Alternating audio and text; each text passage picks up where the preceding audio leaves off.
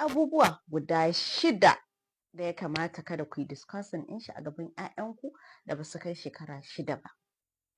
Assalamu alaikum, sunana Safiya Jibril Abubakar. Kada ku manta dukkan ku masu reno ne. Menene abubuwan nan guda 6? Akwai abubuwa guda 6. Kun ga na farko, kada ku zauna kuna discussing financial struggles ɗinku, rashin kuɗi, babu, a'a, yaya anything about kuɗi. Hakan ba shi zai sa su yi value kuɗi ba, ba kuma shi zai sa su mai da hankali wurin neman kuɗi ba shi zai sa su yi kuɗi ba. To kada ku kuskura kuna discussing ɗin shi a gaban yaran, illa ma za ku rikita musu kwakwalwa ne. Abu na biyu, kada ku yadda ku samu saɓani a gaban yaran nan har a fara mai da kalamai.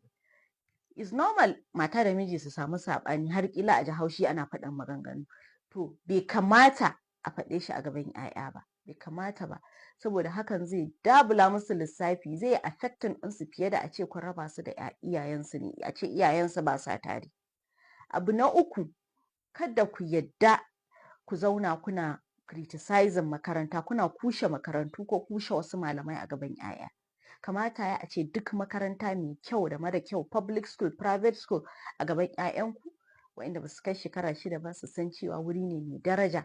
Sannan duk yanda malami ya kai, ko mugu ne, ko azzalumi ne, ko mai kirki ne, ko bai iya karatun shi bane, kada yadda a faɗi aibin shi a gaban 'ya'yan nan.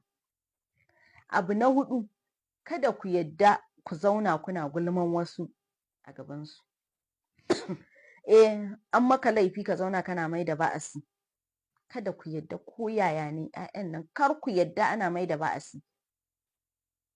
Abu na 5, akwai kalmomin da bai kamata a ce sun ji shi daga bakinku ba.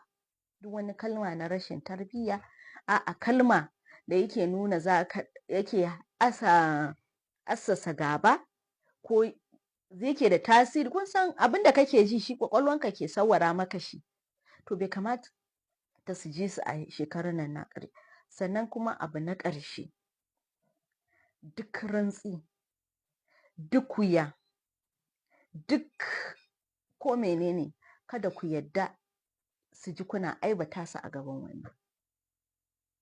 Aibinsu su ji shi kai kana faɗa ma wani, to kada su ji. Wannan ba ma shekara 6 ba, har abada ne. Ɗanka kai ya ji kana aibata shi, kana gaya ma wani aibin shi. Hakan bai kawo gyara, illa ma ya ƙara rikita al'amuran. Ko da yaushe ku dai bakinku ya zama alherin ɗan nan naku ne za a ji.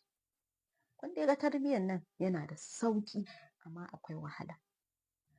Sauƙin ciki shine by the time